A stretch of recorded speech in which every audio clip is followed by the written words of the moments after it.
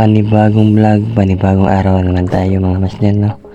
Yung may tatlong saang tayo nakita dun sa trap lang natin malapit. Kinuha ko at dinala ko dito mga master. Nalagayan din ng saang.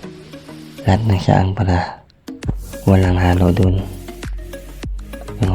Malapit na tayo sa lagayan natin ng saang mga master. So ayun, nakita ko ng mga master. Mga 50 plus na yung saang natin. Dito ko lang inilagay para mabuhay sila, kasi pag hindi natin nila ibalik sa dagat, mamamatay sila mga master. Kaya dito ko nilagay, lagyan ko ng net para hindi sila makawala. So ito lahat ng mga master, no? So dito na lang tayo mga master. Salamat.